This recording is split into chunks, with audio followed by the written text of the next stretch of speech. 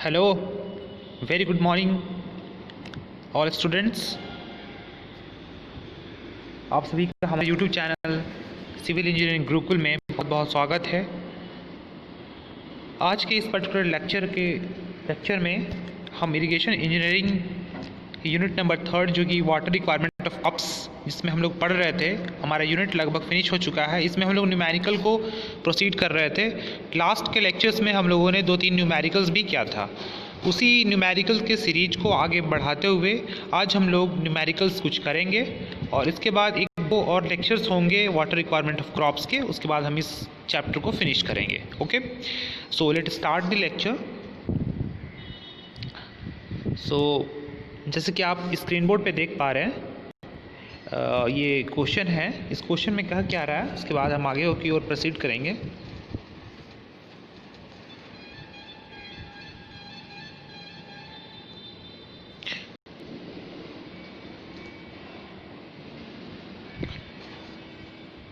देखिए, क्वेश्चन में बोला जा रहा है an area irrigated by distribution is 200 hectare.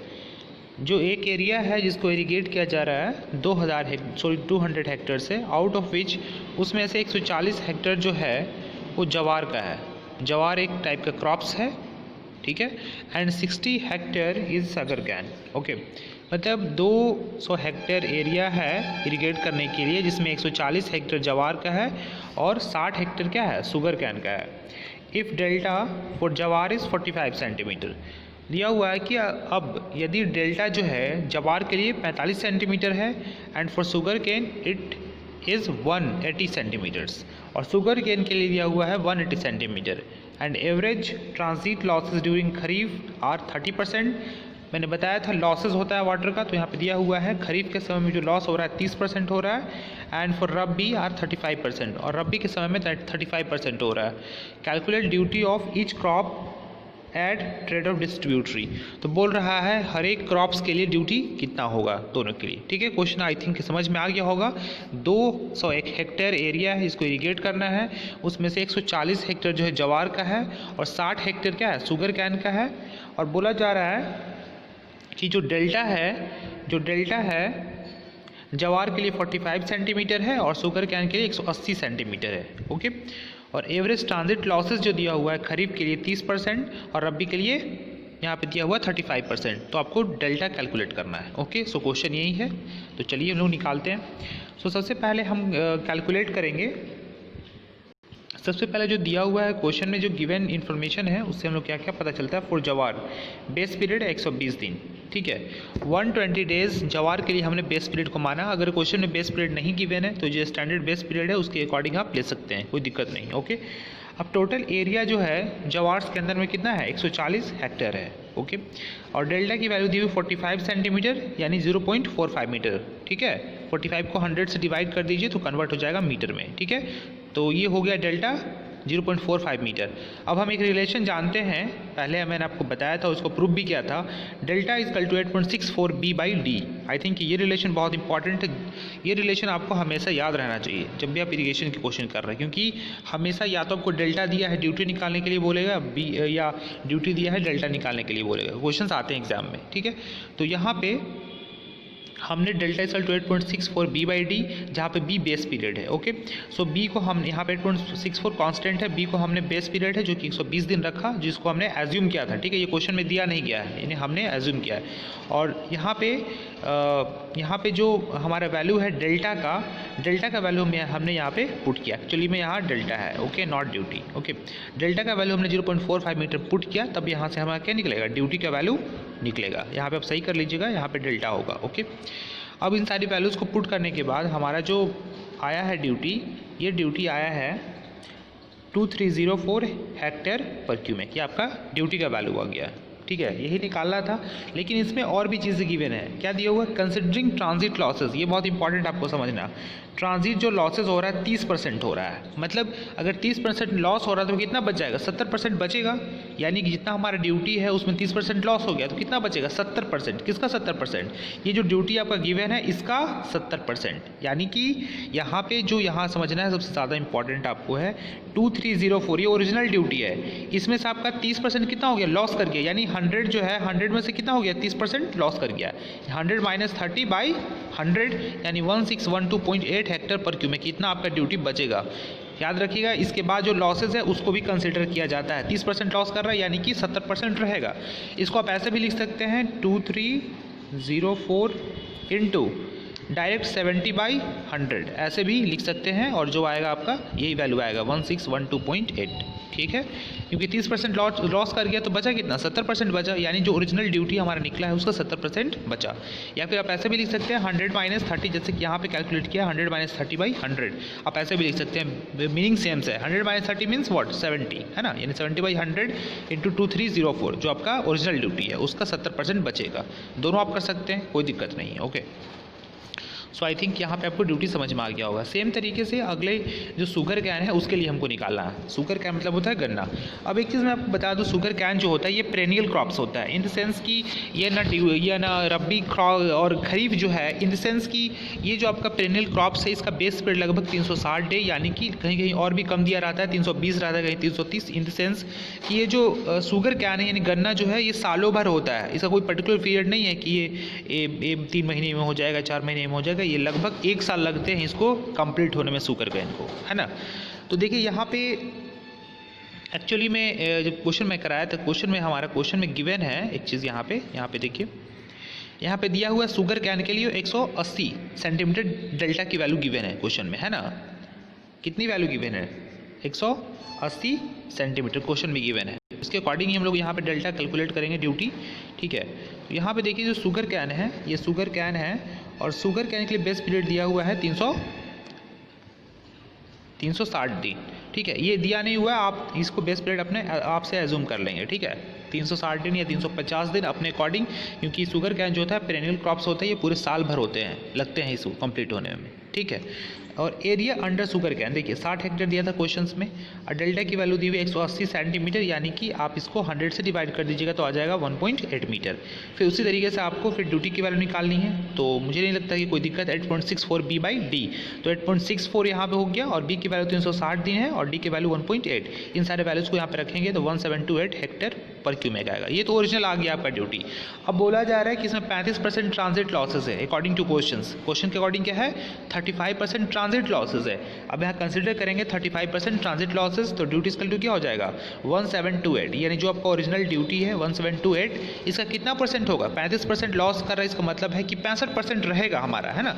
तो आप 65% यहाँ पे डायरेक्ट कर सकते हैं, या फिर 100 माइनस 35 कर सकते हैं। 100 माइनस 35/100 करेंगे तो आपका आ जाएगा 113223.2 हेक्टेयर पर क्यूमेक। या आप डायरेक्टली इसको ऐसे भी लिख सकते हैं, 1728 इंटू 35% लॉस कर गया तो बचेगा कितना परसेंट, 65%, यानी 65/100, यानी जो आपका ओरिजिनल ड्यूटी आया है उसका आप 65% निकालेंगे तो आपका आ जाएगा ये 1132.2 हेक्टेयर पर क्यूमेक। ठीक है, या फिर अगर आप करना चाहते हैं 100 माइनस 35 तो 100 माइनस 35 भी कर सकते हैं, क्योंकि 100 में से ही तो 35% लॉस हो रहा है ना, तो 100 माइनस 35/100 कर सकते हैं। दोनों सेम चीज़ें हैं, कहीं कोई दिक्कत नहीं है। ओके, सो इस टाइप के क्वेश्चंस एग्जाम्स में आते हैं तो आपको इस टाइप के क्वेश्चंस प्रैक्टिस करने हैं, है ना, ट्रांजिट लॉसेस के अकॉर्डिंग। ठीक है, जैसे मैंने आपको बताया अभी इस क्वेश्चन में। ओके, सो मुझे लगता है कि ये क्वेश्चन आपको समझ में आ गया होगा। चलिए, और एक क्वेश्चन है, बहुत इंपॉर्टेंट क्वेश्चन है, बहुत इंटरेस्टेड है, एग्जामिनेशन में पूछे जाते हैं इस टाइप के क्वेश्चंस, तो मैं आपको प्रैक्टिस करा दूँ इस टाइप के क्वेश्चंस का।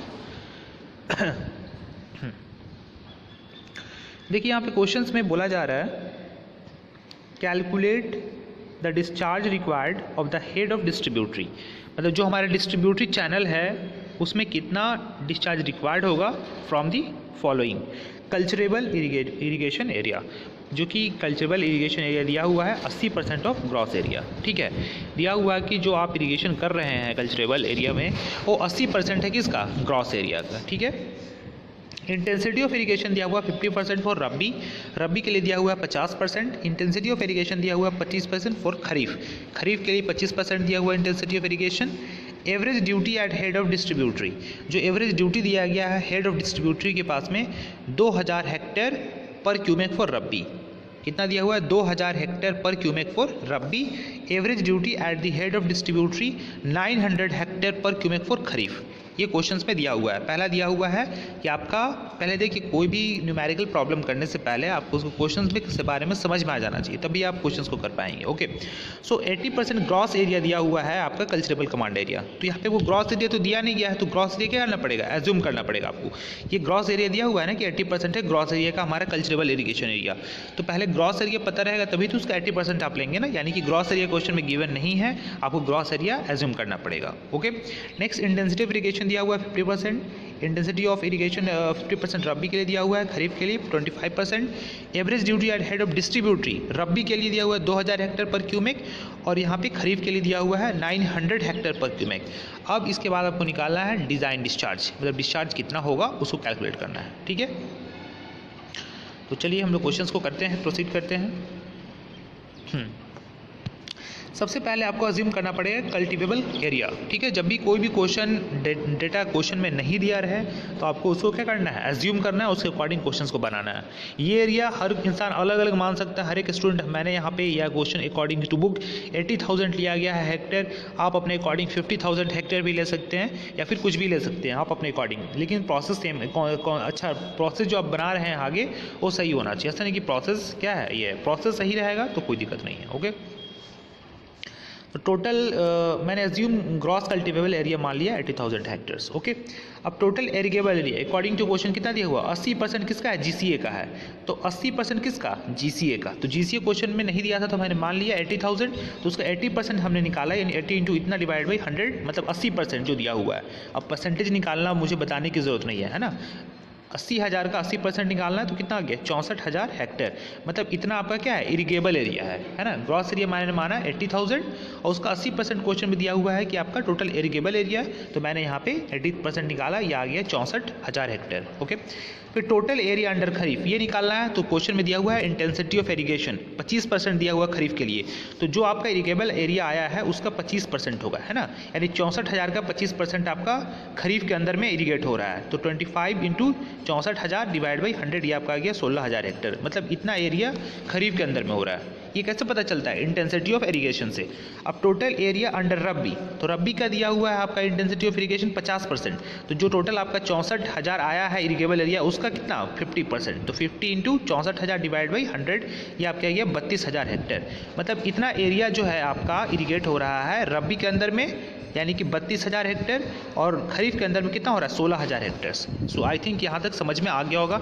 सबसे पहले हमने एज्यूम किया कल्टिवेबल एरिया 80,000, फिर से टोटल इरिगेबल एरिया निकाला 80% ऑफ जीसीए, फिर उसके बाद टोटल एरिया अंडर खरीफ निकाला as per intensity of irrigation. Question में दिया है 25% है, तो 25% किसका, इरिगेबल एरिया का, 64,000 का 25%, ये ध्यान में रखिएगा। ठीक है, और टोटल एरिया अंडर रबी, तो 50% किसका, इरिगेबल एरिया का, तो 64,000 दिया हुआ था इरिगेबल एरिया, हमने निकाला अभी उसका 50%, तो ये आ गया 32,000 हेक्टेयर। ओके, आई थिंक ये भी समझ में आ गया होगा आपको, है ना। अब देखिए, अब आपको करना क्या है, यहाँ पे डिस्चार्ज निकालना है ना। अब देखिए टोटल जो डिस्चार्ज रिक्वायर्ड है, टोटल डिस्चार्ज रिक्वायर्ड इन खरीफ, उसके लिए क्या करना पड़ता है आपको, टोटल डिस्चार्ज निकालने के लिए जो आपका एरिया आया है, तो खरीफ के अंदर में एरिया कितना हमने निकाला था 16,000 हेक्टेयर, ये आया था, देखिए ऊपर वाला एरिया, और नीचे में उसके कॉरस्पॉन्डिंग जो ड्यूटी है उसको डिवाइड कर देते हैं, ये ड्यूटी होता है, ड्यूटी से डिवाइड कर देते हैं तो हमारा निकल जाता है क्या, डिस्चार्ज। कैसे, अब देखो डिस्चार्ज निकालने के लिए क्या करते हैं हम लोग, जो हमारा एरिया है उसको ड्यूटी से डिवाइड कर देते हैं। अब बताओ एरिया का यूनिट क्या होता है, एरिया है वो किस में दिया हुआ है, ये आपका दिया हुआ है, देखो यहाँ पे एक्चुअली में ऊपर में जो एरिया आपका दिया हुआ है, देखिए 16,000 हेक्टेयर दिया हुआ है ना, यहाँ पे ये वाला ये कितना दिया हुआ है 16,000 हेक्टेयर आया है ना खरीफ के अंदर में, तो ये 16,000 हेक्टेयर यहाँ पे गिवन है। और हमारा क्या है, जो ड्यूटी है, ये ड्यूटी दिया हुआ है हेक्टेयर पर क्यूमेक में। तो एक्चुअली में जब आप इसको डिवाइड करोगे एरिया को ड्यूटी से, तो आपको डिस्चार्ज निकल जाएगा, है ना। कैसे निकलेगा, जब आप डिस्चार्ज निकालोगे तो क्या करोगे, एरिया बाई क्या करोगे, ड्यूटी करोगे, और एरिया का यूनिट क्या होता है, हेक्टेयर होता है, और ड्यूटी का क्या है, हेक्टेयर पर क्यूमेक। अब जब आप इसको क्या करोगे, डिवाइड करोगे एरिया को, तो क्या होगा, यहाँ पे एरिया हेक्टेयर कैंसिल हो जाएगा, ऊपर चल जाएगा, तो क्या बच जाएगा, क्यूमेक, यानी क्यूमेक आपका बच जाएगा। यानी कहने का मतलब है जब भी आपको डिस्चार्ज निकालना है तो आप एरिया को क्या कर दो, ड्यूटी से डिवाइड कर दो, तो आपका निकल जाएगा क्या, डिस्चार्ज निकल जाएगा। तो ये हमारा खरीफ के अंदर में जो था हमारा एरिया था 16,000 हेक्टेयर, और खरीफ के अंदर में हमारा जो दिया है क्वेश्चन में ड्यूटी 900 हेक्टेयर पर क्यूमेक, तो ये हमारा निकल गया 17.77 क्यूमेक हमारा डिस्चार्ज निकल गया। ठीक है, खरीफ के लिए निकला। ठीक इसी तरीके से अभी हम रबी के लिए भी क्या करेंगे, निकालेंगे। तो देखो यहाँ पे ड्यूटी जो है ये ऊपर वाला ही पार्ट है, क्योंकि 900 हेक्टेयर पर क्यूमेक हमने खरीफ के लिए लिया था, इसलिए दिया हुआ था क्वेश्चन में, है ना। अब डिस्चार्ज रिक्वायर्ड इन रब्बी, तो ठीक है, रब्बी के केसेस में भी वैसे ही करेंगे। रब्बी के अंदर में जो भी आपका एरिया आया था ऊपर में 32,000 आया था एरिया, और डिवाइड में रब्बी के कॉरस्पॉन्डिंग में आपका ड्यूटी दिया हुआ है 2,000 हेक्टेयर पर क्यूमेक, है ना, क्वेश्चन में दिया हुआ है, आप देखना ऊपर में। ठीक है, मैंने आपको पहले ही बता दिया था 2,000 हेक्टेयर पर क्यूमेक दिया हुआ है रब्बी के अंदर में ड्यूटी, तो ये ड्यूटी से हम डिवाइड कर देंगे। ठीक है, तो एरिया बाय ड्यूटी क्या हो गया, ये डिस्चार्ज निकल जाएगा, ये कितना आ गया, 16 क्यूमेक, है ना, कहीं कोई दिक्कत नहीं है। डिस्चार्ज बराबर को फॉर्मूला याद रहना चाहिए, क्या होता है, एरिया बाई ड्यूटी। और अगर रब्बी में तो रब्बी का एरिया लेंगे, और ड्यूटी है, रब्बी का ड्यूटी है तो रब्बी का ड्यूटी लेंगे, दोनों से डिवाइड कर देंगे, तो वहाँ पे रब्बी का आपका क्या निकल जाएगा, डिस्चार्ज निकल जाएगा। रब्बी का एरिया मैंने ऊपर में निकाला था 32,000 था, डिवाइड कर दिया था ड्यूटी, रब्बी का जो करस्पॉन्डिंग ड्यूटी है क्वेश्चन में गिवन है, ये निकल गया 16 क्यूमेक्स। ठीक है, तो आपका यहाँ पे 2,000 क्यों लिया गया कि 2,000 जो ड्यूटी है वो किसका है, हेक्टेयर पर क्यूमेक को रब्बी के लिए है।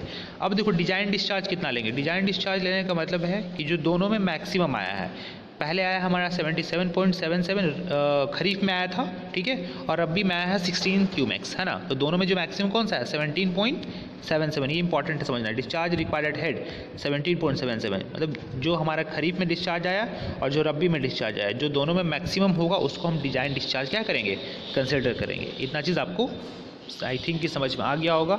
हमने क्या किया, दोनों में डिस्चार्ज को निकाला और दोनों में जो डिस्चार्ज है उसको कंपेयर करेंगे, जो ज़्यादा होगा वो हमारा क्या होगा, डिज़ाइन डिस्चार्ज होगा। ठीक है, तो ये चीज़ें थी आज के इस पर्टिकुलर क्वेश्चंस में। हमने आज के इस पर्टिकुलर जो लेक्चर्स है उसमें हम लोगों ने दो क्वेश्चंस को कवर किया, और जो 2 क्वेश्चन से रिगार्डिंग एसोसिएटेड कॉन्सेप्ट थे उसको भी हमने बताया। आई थिंक कि आपको समझ में आ गया होगा। So thank you very much for watching this particular session. So thank you everyone for watching this. God bless you all.